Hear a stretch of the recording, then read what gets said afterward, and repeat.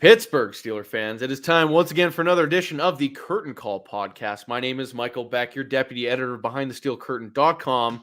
As always, we have Jeffrey Benedict joining us here tonight. Jeffrey, how are you doing tonight, sir?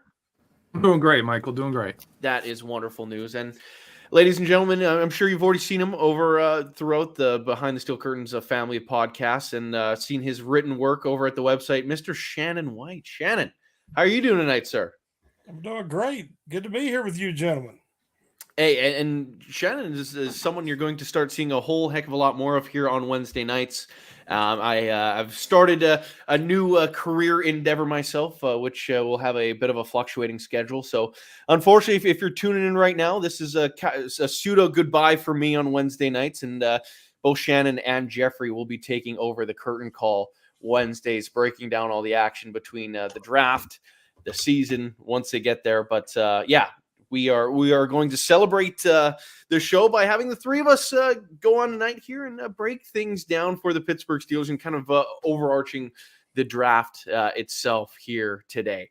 Things that can go right and wrong is the topic of conversation here. Now, the first thing off the top here, and Shannon, will start with you on this.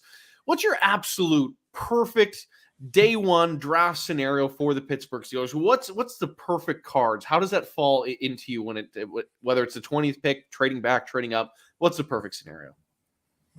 Well, the perfect scenario, I've always, when you have a deep draft like this year, I'd like to see them trade back, but I know it's not their MO.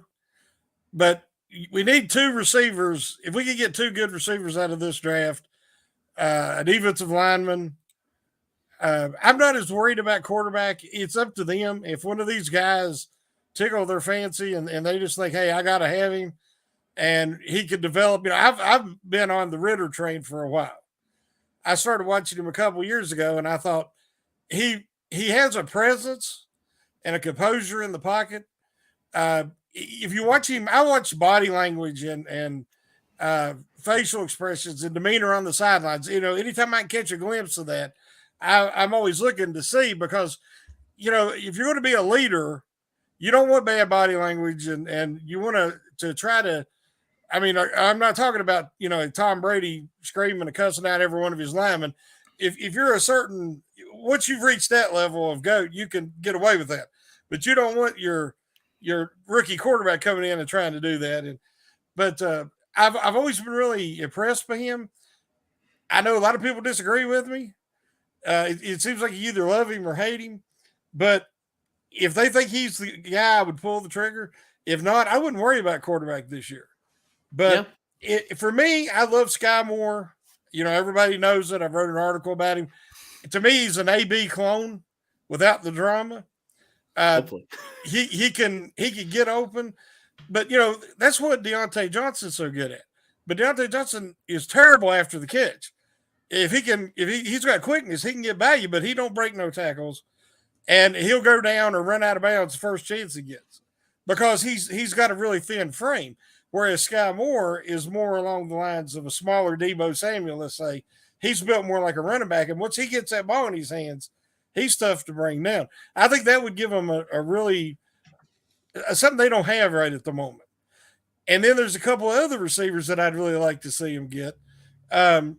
And I had an article post today about Alex Pierce from Cincinnati, who kind of reminds me of Chase Claypool, who can actually high point the ball. So I'm not excited about the future with Johnson and Claypool. So I would, you know, I at least want to have insurance policies in case these guys don't completely bounce back. The problem is all these guys I want, who says that somebody ain't going to take them before the Steelers ever get a chance? And that happens every year, and I'm sitting there disappointed, you know. But like last year, I wanted Creed Humphreys bad. Everybody knowed that. But, you know, they passed on him twice. Now, I mean, I'm happy with who they got. You know, don't get me wrong. But I just thought that Creed Humphreys would have been a real solution to that offensive line problem in the middle last year. But, again, I think they started to rebuild last year. And it's going to take a couple of seasons. They don't want to call it a rebuild, but I think that's what it is, especially when you're playing that many rookies. So a perfect draft, I'd like to see him get a couple of receivers, maybe in the first get somebody like White, from Georgia, a defensive lineman, who I think would be perfect for the Steelers scheme. Sky Moore in the second. Third round, I love Chad Muma, but I don't think he'll be there. But if another inside linebacker, a Buck linebacker, Darian Beavers from Cincinnati, somebody like that, and then in the fourth, maybe a Pierce or a somebody of that nature. I'd be real happy with those first 4 rounds, and then they could do projects the rest of the way. Hey, absolutely. And even speaking of your Ritter pick, he's someone that I even saw like a year ago, and I was like, this guy has like the AFC North type of frame. Like he's a shade under 6'4". He's athletic. He plays in the AFC North environment, played in Cincinnati. Like the guy knows how to play here, much like Kenny Pickett, but he's got the size that Pickett is lacking that I know a lot of people are afraid of. But Jeffrey, the hand size, yeah. Little hand. Yeah. Oh, man. Whoever takes Kenny Pickett, they're never, ever going to hear the end of that one. That's going to be one of the frustrating conversations until the end of time with him. But past that, Jeffrey, I do want to get your opinion as well on the perfect draft, the absolute ideal scenario. Of course, it'd be easy to say, Aiden Hutchinson, instead of going in the top 3, he ends up falling all the way, and you just have one of the nastiest pass rushing duos ever. But what's the realistic perfect scenario for you? My first day, perfect scenario, right? People who've been following the show know last year my perfect first 2 rounds would have been Christian Barmore in the first and then Creed Humphrey in the second. I would have been happy with that. Yeah. I'm going the same strategy again this year. I want Devontae Wyatt in the first round, and then the Steelers shot, maybe even a trade back. Trade back of it. He's not that high, on the list supposedly. Trade back into the first round, and at the very end of the first day of the draft, they come back up and they pick up our guy, our center. You can go ahead. What's his name there, Michael? The kid from Iowa, a bit of a stud, Tyler Linderbaum. Tyler Linderbaum. That's my dream day one. The rest of the draft, I don't care. Like, I know there's other positions we need, but if you give me a stud defensive lineman and a center that just beats people up, man, I'm good. Let's go watch football. Yeah, hey, you know what? That for whatever reason, Linderbaum keeps dropping, much like what happened in the centers last year. I know he's a tad undersized, but the guy knows how to play the position. It's not unlike Kendrick Green, who struggled.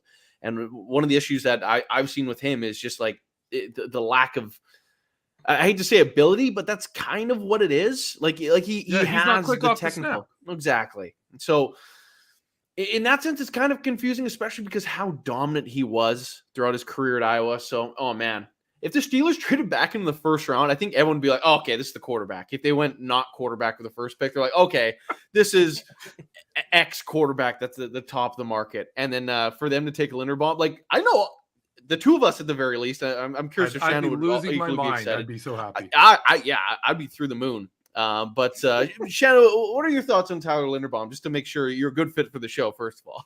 Yeah. Well, I hope that ain't the requirements. I don't know if you've read any of my articles or we've discussed it on Slack. He's easily the best center prospect this season. Last year, I thought it was a really deep class, and I had so many people argue with me. But there was so many guys with Landon Dickerson and Creed Humphrey and even Trey Hugh, and I know there's guys I'm forgetting. I don't think he ended up playing center for Denver, but oh crap, what was his name? Mertz. Oh yeah. Quentin Mertz. I mean, all of them guys. Wisconsin. Yeah, they all played good, and I actually like Green as a 3rd or 4th round target because he's very explosive and athletic and good mobility. But where he was, I wouldn't expect him to try to be a starter. And then they're throwing him in there, and he's very inexperienced. And anybody, I think you played some offensive line, if I ain't mistaken. And it takes time to develop chemistry and develop the little tricks to the trade, so to speak. And Green was he started doing a little bit better when they had a full complement, and Dodson was in there next to him to help him. But when Dodson went out, Green, it got in his head. And it's like the paralyzation of overthinking. He was thinking too much and ended up not doing anything. He wanted to do everything and ended up not doing nothing. But I like Linderbaum. I think his arms is even shorter than Green's, but he knows how to compensate for that. Yeah. Because of his experience, and he's went to, offensive lineman factory at Iowa. If they come out of there, look at Daniels. See, that's who I'm really excited about, is get Daniels on that line. I know that Jeffrey and I had talked before. I'd like to see Dotson go back to his natural right side. Flip him, yeah. And then have Daniels, so he could play center or either guard spot. Let Daniels play that left side. I know that Dotson and Moore had a chemistry, but they could try it out this preseason. Have Dotson and him flop during some of the games, have Okorafor, and Moore swap, so they could both play both positions if need be. Because we know Daniels could play center. That's what he played at Iowa. And then you got Cole, who shows that he's a functional, adequate center. So that's the only reason I'm not as excited about going after Linderbaum. It's just because I think that they've started to develop some options there. And if they take Linderbaum, eventually I figure the Green or Cole one won't be around. And Cole can play guard. Green cannot play guard in the NFL. I don't think. I just think Green's too short. I'm with Shannon on that one.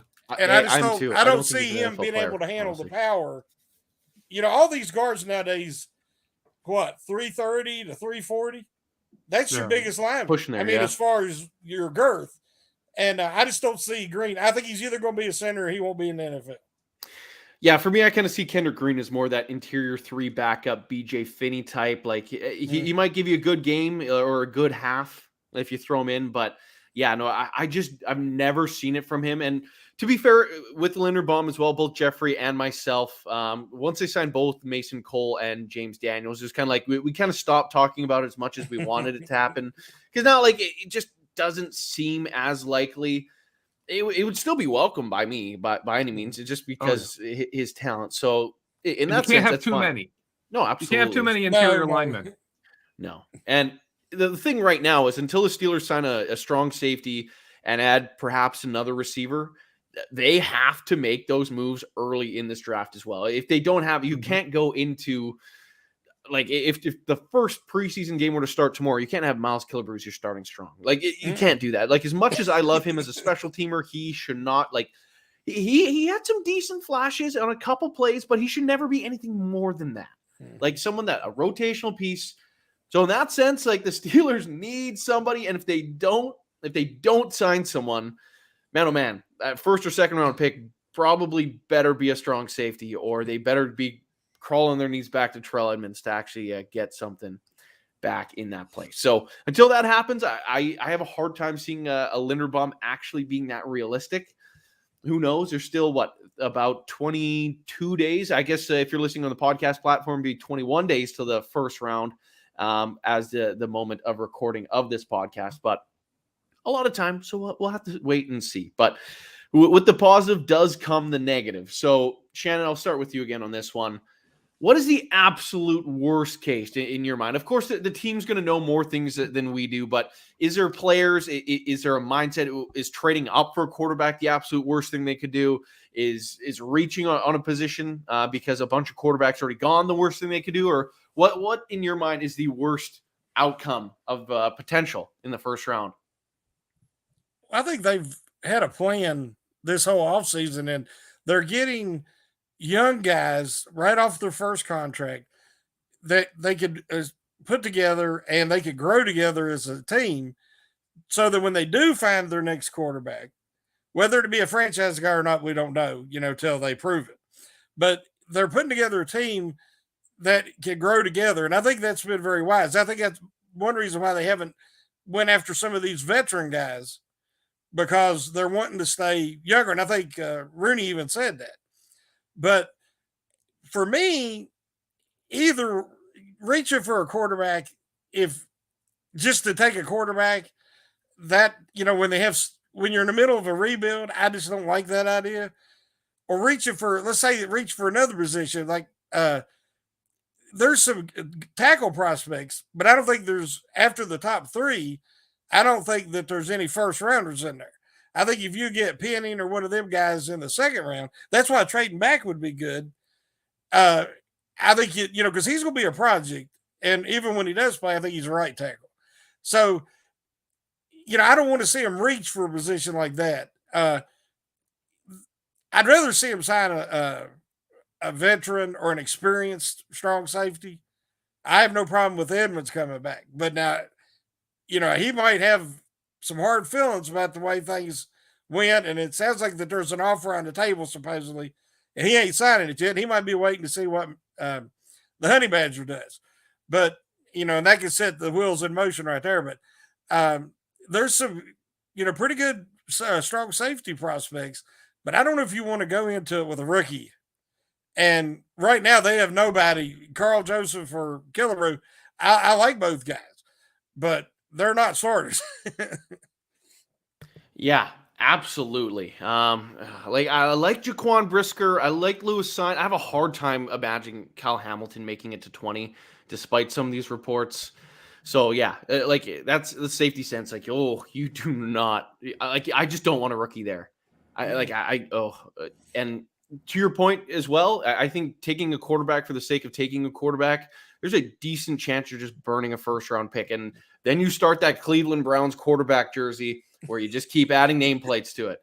It just keeps growing because you're just spending picks at quarterback because you need a quarterback. Just get definitely the right not one. Trade up, give up draft capital for a guy because about all these guys are a risk. There's a little bit of projection there. They're more projects than sure things. Oh, yeah. And you're giving up draft capital. It's very important for this team right now who has to get some game changers to fill the talent coffers again. And so, I don't want to see them trading up for sure. Yeah. And right now it feels like there's the potential that Malik Willis could go as high as 2, regardless of his talent actually being worthy of that pick. So if the Steelers are really in love with this guy, oh man, they might have to trade heaven and high water to be able to get there. I just can't see that happening. And if 3 quarterbacks are gone, we know that Ritter's got the rocket up his butt. Teams like Kenny Pickett, Malik Willis is obviously high. If you're settling on Sam Howell, I don't hate Howell if it's a second or third round pick, but even in that sense, it feels like you could be just burning draft capital. But Jeffrey, I do want to turn this conversation towards you here. Negative wise, what is the worst outcome? This first round's over. You're sitting there like, oh man, why did that happen? Well, first I want to address the whole safety thing. I agree with you guys, unless Kyle Hamilton falls, which I'd be fine. You know what? I'm fine with that. There's a lot of good safeties in this draft, but they're not ones you're going to put in the role Terrell Edmonds played last year, right? That is a very difficult role. I've got a film room coming out later this week about Terrell Edmonds' role in this defense and how much he was asked to do, how many different things he was asked to do to allow Minkah Fitzpatrick to be in a position to thrive, but also allow the cornerbacks to keep an easier task.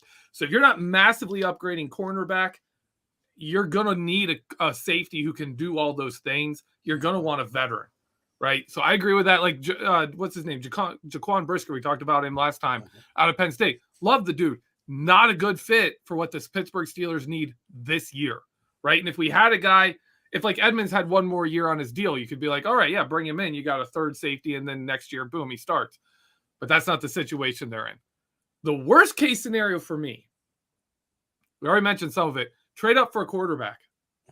I'm not trading up for a quarterback in this draft because, these guys aren't first round quarterbacks. Like, we've got Malik Willis going in the top 3.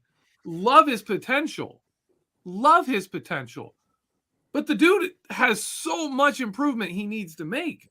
You go to other, people compared him to Patrick Mahomes. Patrick Mahomes was much more polished than Malik Willis. Much more, right? Coming out. And he went 11th, right? He was 11th.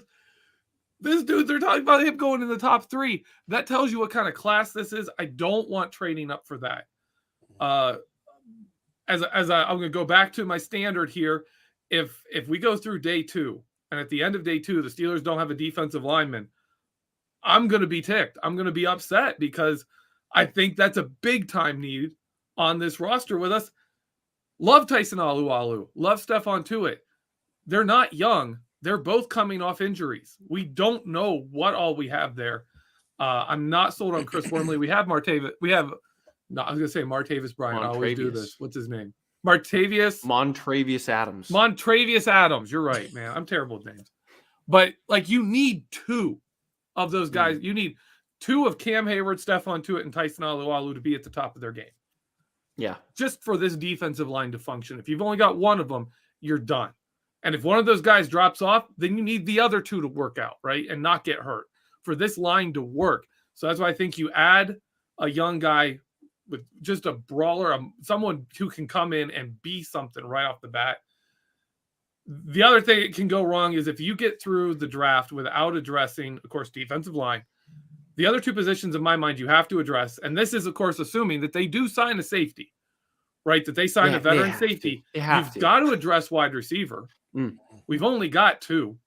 And you've got to address cornerback. In my opinion, I think you need, like, somewhere in there, even down to round 4, you need a cornerback that can play. Yeah, absolutely. With the receivers in this division, I like Levi Wallace. I like Akella Witherspoon. I still like Cam Hayward or Cam Sutton to a degree. But, oh, man, if Arthur Maulet's your nickel, that's painful. Like, heck, a first-round corner, I'm okay with that. I'm not losing sleep if the Steelers go corner in the first round. I think that could help. Big reaction from Shannon there. I'm curious your thoughts on that. Well, Man's not here, or I would drive him crazy with what I'm getting ready to say, because he drives him crazy when I say it. But I'm scared of the Steelers taking a first-round quarterback. Okay, fair. If it seems like if it's a top 10 guy, I would feel better about it. But when you, like, at 20, people's talking about Stingley from LSU. He had a great freshman year. Then, he got injured. He hasn't been as effective. I think he ran a 4.37, and then they said it was 4.44. But, he's about in that speed range, adequate speed. But he's a little bit frail. I like cornerbacks who tackle. That's my problem with Witherspoon. Witherspoon's great coverage, but tackle is a suggestion to him, not something he's really committed to doing. So you have to use him a certain way for him to be effective. Now, if you just put him out there and just, say at the end of this game, tell me what kind of gun that guy's shooting, he can do it. He's good in coverage. But if they run the ball at that side, you better have some linebackers to get over there, because he ain't going to do anything. Yeah. And so I'm just leery of them taking a first-round quarterback. I can't get past it. I guess maybe when they do get one and they can develop one, which they might can now with Austin and Flores and everything, then I'll feel better about it. But right now, I'm still scared to death of them taking a cornerback in the first. Yeah. Like, for me, if they do go with the Stingley, like another guy that's not the best tackler, you have to go get, like, I'm sorry for bringing the name up again, but you have to go get the safety that tackles the best that's remaining. Go get Tyrann Mathieu. Like, I'm sorry. You need defensive backs around them that can get guys to the ground.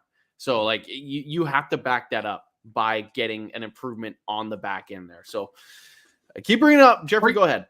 I know you brought it up, and we just got potential word that maybe the Steelers are a little more in than people were thinking there for a while on Mathieu, with him saying, this is his third time in free agency, and money isn't the number one issue. He wants to go to, like, a good team. He talked about, like, culture. He talked about, like, the players he plays with. Hey, maybe the Steelers are still in on this. It's going to be interesting to see. I think he is the domino that falls. I'm interested by the idea that we have an offer on the table for Terrell Edmunds. I don't know all the details on that. Is that Terrell Edmunds waiting, or is that the Steelers saying, hey, buddy, we're going to, check out Honey Badger, and if that doesn't work out, this is the deal we have for you. So, like, don't go signing for less than this, unless, just right now, because we may be able to give you this kind of a thing. I don't know what all that is. Either of those would work. Either of them would be great. I'd just be happy. But yeah, it's kind of hanging there. Like, maybe we're still in on this. I wouldn't be surprised. Like, some of the things he said, especially after his visit to New Orleans, like, he basically said, like, I don't think they need me. Like, it'd be great to play at home. And again, I'll never fault the player ever for going home. Like, Yeah. If you want to play in your home state, power to you. Absolutely. Go home, be with your family. Like I'm not going to question my favorite Steeler doing that either. I get it. I understand. Mm-hmm. So if he wants to do that, that's great. New Orleans signed 4 other safeties this offseason. So like it doesn't make a lot of sense. Think of the other teams that need safeties. There's not many. Indianapolis signed a safety today too, I believe. That was another team that needed one. The Raiders, they signed someone a couple weeks ago. I'm blanking on the name, but like everyone's signing safeties. The Ravens were another team. They signed Marcus Williams. Everyone is doing, like, the Steelers are still, they have the starting opportunity. You can play in a great defense. You can play with good coaches. So yeah, absolutely they're in on it. But I do want to back up a little bit here because you talked about the quarterbacks, Jeffrey, in the sense that they aren't true first round quarterbacks. I call this the Kyle Trask test. A year ago, 64th overall to the Tampa Bay Buccaneers. End of the second round. How many quarterbacks this year, Jeffrey Benedict, would go ahead of Kyle Trask a year ago? That 64th pick. How many would actually be selected above 64? Oh, I think we'd get like, I'm thinking of them in my head, 4 or 5. I still think they're there. But like Trask was in this draft class. He's a second round pick still. Probably. Yeah, I'd say, yeah. Yeah, I'd say he is. Okay. I go on a different dimension. I'm like I look at Lamar Jackson, right? Lamar Jackson was the 28th pick, and you had the question marks around him that drove him down to end of the first round, right? Almost all these guys have question marks. They're not talking about the question marks, though. They're only saying the positives. No, they're not, because they've all got them. It's not. There's not like, there's this quarterback, and then these other guys are like here because this quarterback, they don't have this, and this guy doesn't have this. Instead, it's like, well, they've all got flaws, so they're all even, so are all back in the first round again because all of them have flaws, right? It's almost like if all you have is third round quarterbacks, then your third round quarterbacks are first round quarterbacks because they're quarterbacks. And I'm not on board with that. I'm not on board with that. My number one quarterback from this class is Kenny Pickett. I think he's the best quarterback just simply because he's shown NFL ready traits. And if there's anything I've learned following the Steelers, following other teams in the draft, if a guy shows he can do it, believe he can do it. If a guy doesn't show he can do it, don't just assume he can do it. Right? Yeah. Pickett can read a field and go boom, boom, boom. That guy's the one that's open, right? That's the most important trait in an NFL quarterback. That's number one. You have to be able to progress through reads and find the right guy. You have to be able to read the defense, figure out where to go through, progress through the reads as they change up the look post-snap. If you can't do that, like we've all seen the Steelers just absolutely destroy first-round quarterbacks who couldn't read a defense post-snap because they've got no clue what's going on and they just get sacked. Like, you have to be able to do that. And there's questions about most of these quarterbacks. Can they even do that? We don't know. So I am not high on any of the quarterbacks. I don't think Kenny Pickett is a first-round pick. Like, he's late tail end of the first, early second-round level quarterback to me. Yeah, I agree. But he's probably going top 16. Yeah. Do you think that Pickett, I think he's the oldest. He is. I was going to bring that up. He's 24, turning 25. Yeah, I don't care about the age of the quarterback. He should be more advanced than these other guys. Some of these other guys can sit 2 years and then come in. You don't want to take a guy in the first round and him sit 2 years. But let's say you could get a Ritter in the second round or something. 22, I believe. Or Corral. Yeah. I think they're all 22 or younger. Yeah. I think Willis is 20, turning 21, if I'm not mistaken, or he's 21. They can sit 2 or 3 years before they're his age. So he should be the most ready. But they're not going to sit, though. No, they're not going to. Like, if you're a first rounder, they're going to play you. Yeah. That's the problem with them. They're going to need to sit, and they're not going to get the chance. They're not going to. I think if the Steelers do go quarterback, like obviously you're getting off the rails a little bit here with the quarterback talk, but like I think if they do ultimately go quarterback in the first round, I think you still see Trubisky for a year, and then it's a competition where the guy wins it outright next year and takes over that starting job. I think that's regardless of who it is. I think that's the route we kind of see them go down. So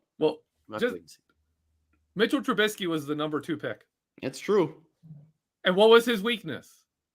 Right? Pocket awareness, not being able to throw the ball to the left side of the field. I don't know. A few things. Picking up reads, picking up the stuff, playing, using the whole field, basic NFL things, right? And what's his knock today? He's still not good at that stuff. That's not stuff you go to the NFL and learn. But not many people do. Wasn't he like a 1-year starter also? Yeah. I think you're right. So yeah. I think he come in, he was really raw. They threw him in there with Chicago's where quarterbacks go to die. That's a graveyard. I mean, when he's holds a lot of the records for them for completion percentage and touchdown to interception percentage. When Jim McMahon is considered maybe one of your top quarterbacks of all time, you're not a quarterback factory. That's for sure. You're not. Cordell Stewart ranks pretty decently on that list. Yeah. When Jay Cutler is like number 3, third best quarterback of all time, something like that. I feel like someone could argue him being like the best for the Bears too. Well, just in a longevity and total wins and everything. He's one of the best quarterbacks they've ever had.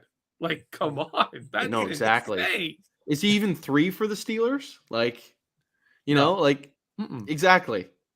So, just moving on though with today's topic, of course, the best and the worst things that can happen at the draft here. Shannon, I want to turn this over to you. Just out of curiosity, what are the deepest and the weakest positions of this draft class? Where can the Steelers wait to take players, and what positions do they have to take early because it's just going to dry up? I think wide receiver is really deep, but the need is so great. True. If you pass, in the first couple of rounds, maybe the guy you really want to target will be gone. So I think they could take one, maybe even the second round, and then you can wait till like the 4th round. They don't have a 5th round.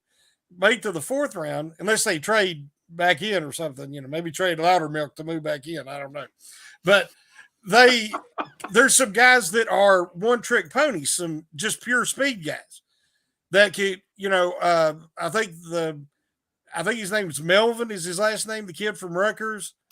I think you're right. Oh my God. Armand, no, I'll look it up. I think it's Melvin. And then there's a Gray, Danny Gray from SMU, who's got good speed. He's not necessarily, the height you want for a deep guy, but Sky Moore, I mean, he could get deep. He's a 4.4 guy, a little under, but he's like AB. He's got such great footwork and can sell it. He gets deep all the time, and that's what AB can do.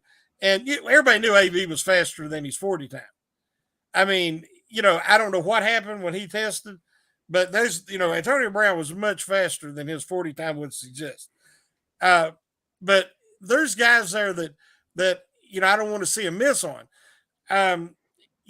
Defensive line, you want somebody, there's some projects out there, but you got like Travis Jones and White and Davis, and there's some big boys that can come in and play immediately, at least as part of the rotation. And those are 2 huge areas of need. Offensive line isn't as big a need, so you can, kind of bring in a project tackle or somebody of that nature. But, I think the safeties, I agree a lot with Jeffries. I don't know who they could bring in that they would want to be starting this year. I'm not as sold on Hamilton as a lot of people. I like him. He looks great on tape, on film. I'm not as worried about his 40 time because we know that can be overrated. But his physicality, to me, he plays more like a free safety than he does a strong safety. So if he fell to us, I don't know how he's going to fit in our defense. Well, not our defense, Steelers defense. That's a habit I got to break. I don't know how he's going to fit in the Steelers defense, if he's not that physical. And so I think that, like I said, wide receiver and the defensive line, that's where I think they ought to look. And if they don't, the pass rushers, the edge guys, there's a lot of depth there. Now, a lot of them is going to take a little bit, but there's a lot of talent. So the name, I looked it up, but also a few members of our live chat did as well. Bo Melton is the receiver out of Rutgers. What did I call him? Melvin. Melton. It's Melton. Yes, we got there. Jeffrey, I want to ask you the same question. Do you have any different opinion on the strengths and weaknesses of this draft class? Well, that was actually the exact same answer I was going to give. I think it's the obvious ones. If you do want defensive line, you've got to take it early. That's why I say if they get to day 3 without one, I'm going to be upset because you're not getting one. You're not getting an impact player for this year, right? You're not getting somebody who's a stud who you can develop into a leader on that line. You're going to have to do it later. For me, obviously wide receiver is deep. I'm a big fan on that. But let me see if I can come up with another one. I think cornerback is deeper than it looks. I think there's some options there. And let me see. Another shallow point. I'm not sold. I think it's offensive line is one that I was like, there's some of the offensive line positions. I'm like, there's not a lot of good caliber players there. You're going to have to go early if you want to get one. But really the story is wide receiver is deep. But I would take this and go slightly bit different with it. The wide receiver class is deep because a lot of wide receivers are going to be overdrafted. And they're going to be overdrafted because we had a great combine this year.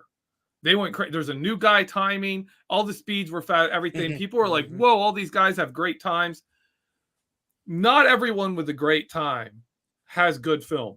Not everyone with a great combine can actually do it on the field, right? There's some players out there that are absolutely ridiculous athletes who haven't shown they can do it on a football field, that you're probably going to see some team that values that over, actual production go out and grab them.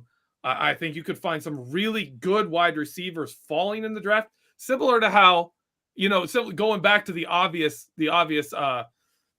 parallel here to 2009 when the Raiders take Darius Hayward-Bay in the first round and the Steelers get Mike Wallace in the third. The best deep receiver in the class went in the third round, but people were drafting guys well before that because, well, this guy's taller and he's faster, and but can he play, right? Can they actually play football? You're going to be able to find some wide receivers, I think, a little later that can play football, that may not be a superstar, but could be, your number 2, number 3 guy, and allow you to have 3 good receivers and maybe move on from Deontay Johnson after the season. Yeah, especially with the receiver prices that are coming through the pipeline right now. I'm not paying Deontay Johnson $22 million a year. I'm not. No. I think everyone's in agreement here. It's not helping your team. Like, I can understand. Like, it made sense when you paid Antonio Brown to make him the best, highest paid receiver in football. Like, it made sense because the guy had league MVP potential. If he didn't get hurt in 2017. He probably would have been the league MVP over Brady. Like, he missed the last 3 games. He was a clubhouse leader until that calf injury took him out for a couple weeks. So unless they're that level, you can't justify spending like a tenth of your cap on a receiver that's not producing and just getting open on every play. Like, you just can't do that.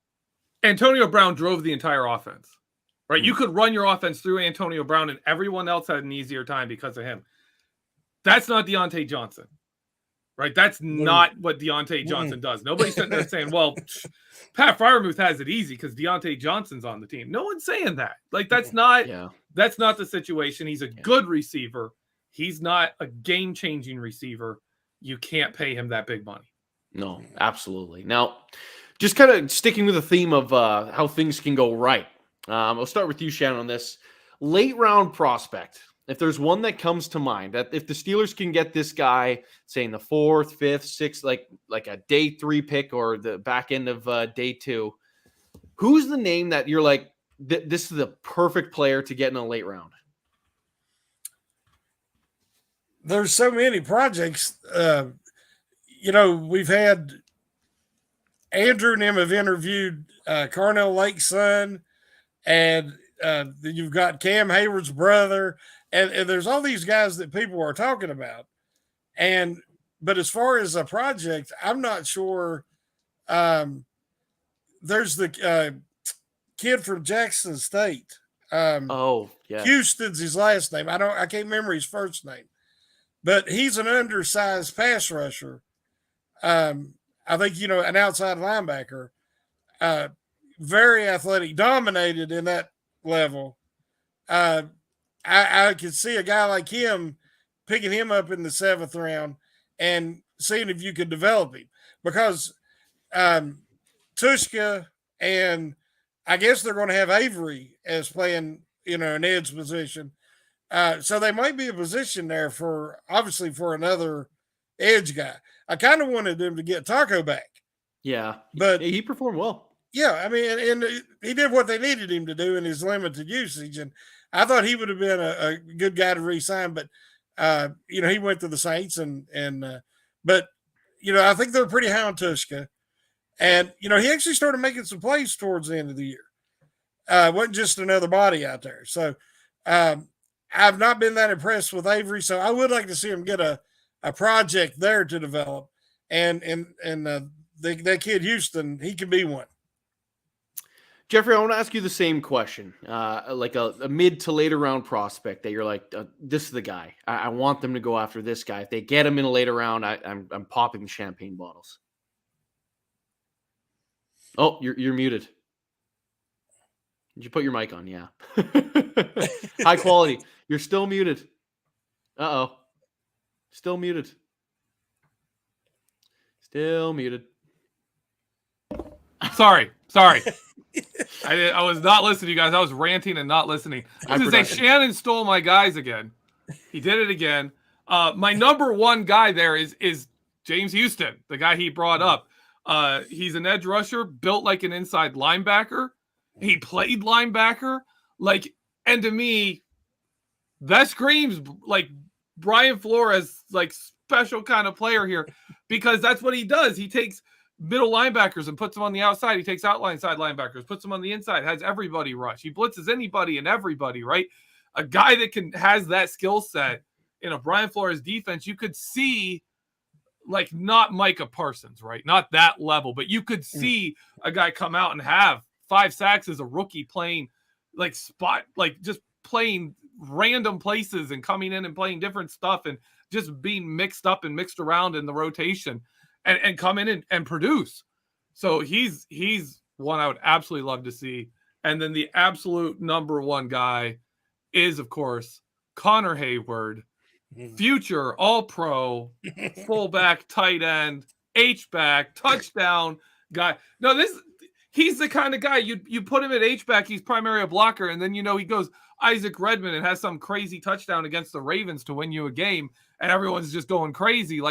That's who I see when I look at him is bring him on. Obviously, we're not cutting Derek Watt this year, but bring him on. He can be the number 3 tight end. He can play on special teams. He can be the number 2 fullback. He can run the ball. He can be our number 4 running back or a short yardage back or something, whatever. He can do multiple things. And then next year he moves into a bigger role as we let Derek Watt go. Hey, absolutely. And you know what? I would be okay with having one less run. Do we need both Kalen Ballage and Benny Snell? No. You can have Connor Hayward on your team, and if you run into injury issues, you can use one of your fullbacks in the backfield. It would be fine. For me, if there was a name, the running backs aren't super high in this draft class, which I think makes sense. It should be an every year thing. Could you imagine getting a Breece Hall in a later round, pairing him with Najee Harris? Yeah. Man, that would be a pretty nice duo. Obviously that's not your 4th round pick. That's maybe a 3rd. I wouldn't necessarily want to spend a 2nd round pick on a running back, but if you get someone like that in the middle rounds, whoo, yeah. Now you're talking running game now. Yeah, you get some explosiveness to pair with Najee's consistency. You're gonna tear it up. That's gonna be good. Okay, we are coming to the end of the show here. We do have Brian Anthony Davis backstage. I know he wanted to come on. Here, let's pull him up. The bad man himself, Brian Anthony Davis. Gentlemen, this is one show that I just love to be on, and I don't think I've ever officially been on this show with Michael. I think I've been on it with Jeffrey, so I wanted to come on this show really quick and just congratulate y'all for a fantastic show.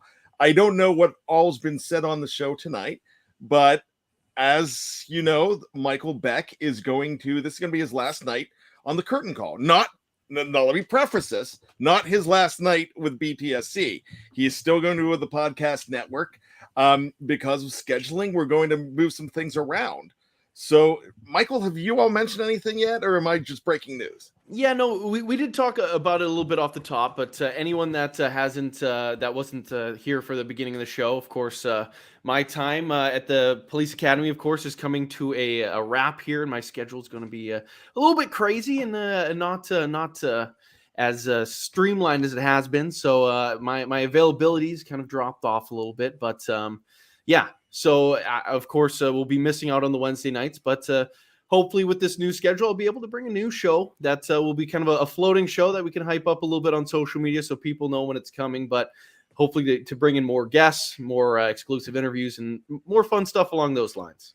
And we will still have the live mic as well. But I need to say a few things here, Michael. First of all, congratulations for this new move, because this is an honorable move. I love the fact that you're going to this career in law enforcement. It is a very honorable job, and God bless you.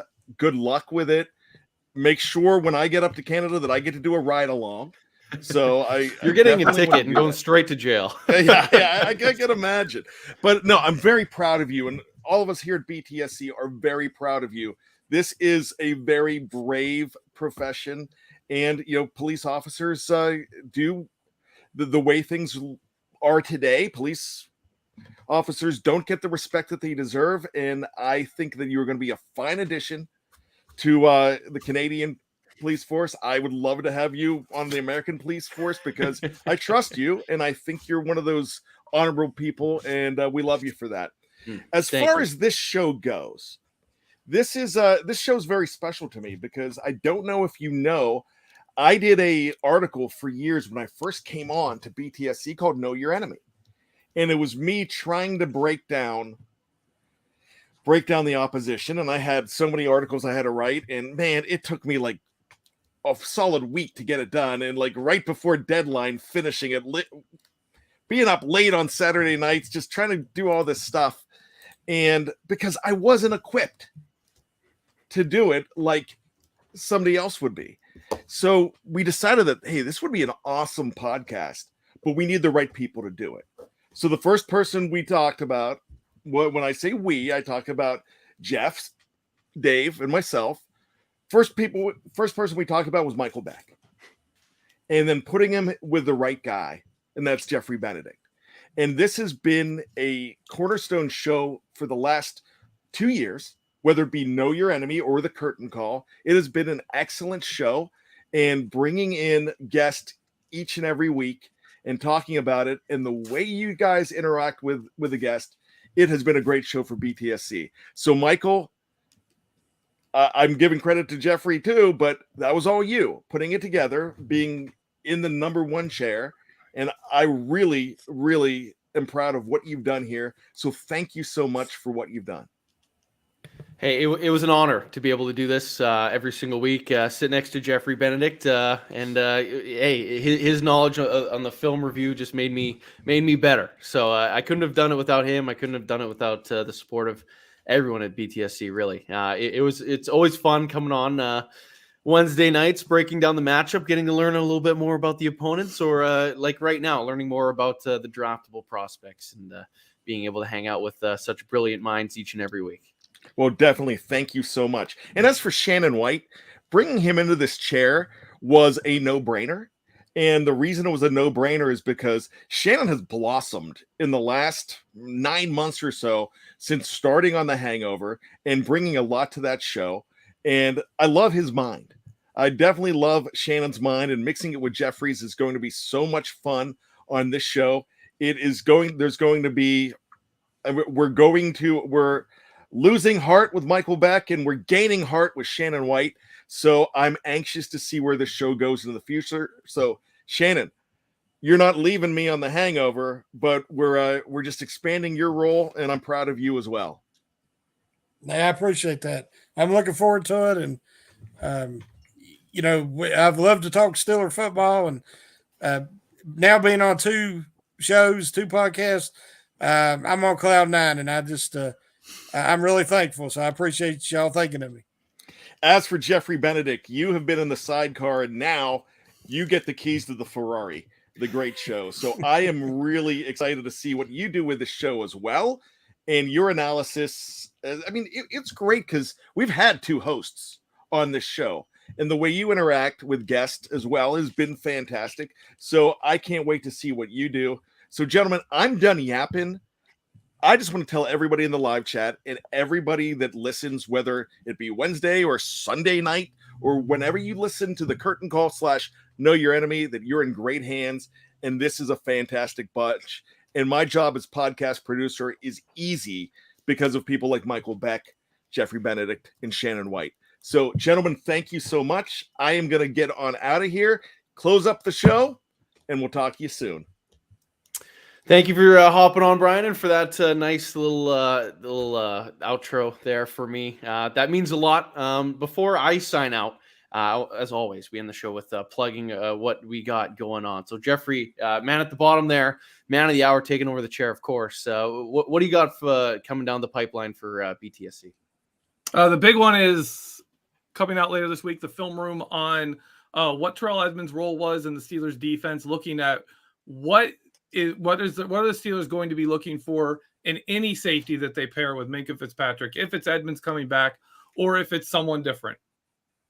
Awesome. Shannon, first time for you on this show. Plug what you got for the people.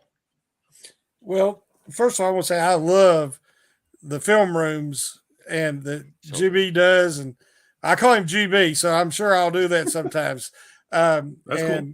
And KT, they're so informative, and I learn a lot, especially terminologies and stuff of that nature that, it's changed since I was, a young man. But I had one article hit today about Alex Pierce and how I think he'd be a good value of a store, especially if you get him in the 3rd or 4th round. And then I've got another article coming up talking about the 3 inside linebackers for the Georgia Bulldogs and how I think that Channing Tyndale would be the best option of the 3 and explaining why, because the Steelers need a buck linebacker badly. So, but that's all I got right now at the moment. Hey, it's all great stuff, and everyone should be excited to check out all the great work from Shannon and Jeffrey, especially with this show moving forward and leaving them in very capable hands. So I'm excited to watch it. But before we get to all that, just remind everyone, click over to BehindTheSteelCurtain.com. Should be your one-stop shop for all things Pittsburgh Steelers, as well as if you're watching on YouTube or Facebook right now, you're still only getting about, a third of the story. Go to wherever you get your podcast from, Apple Podcasts, Spotify, Pandora, you name it. Behind the Steel Curtain is available there. You just search Behind the Steel Curtain. You can search Steelers. BTSC will show up. Make sure you're liking with 5 stars, subscribe, whatever your podcast lets you do. Just do that if you can support us. It just helps us make great content for each and every one of you. For people that are asking, this isn't the end of me at BTSC. I'll still be doing the live mic. I'll be doing a bit of a floating show, like I mentioned a little bit earlier, where you can catch me. It could be a Sunday, Monday, Tuesday, any day of the week. Is kind of the plan. Once my schedule starts going, so I'll still be around. You'll still catch me, but if you remember way back when I started on the Know Your Enemy / Curtain Call podcast, I always had a hard time signing out, not knowing what to say when we were signing out and saying goodbye to the people. But for once, I finally know what to say at the end of a show. It just happens to be my last one. So first and foremost, thank you for everyone that's been a loyal listener for the last 2 years of me being on the show. And I want to end on this note. Jeffrey, Shannon, don't mess it up. Ladies and gentlemen, thank you so much for tuning in today. And the boys will catch you next week. See you later, everybody.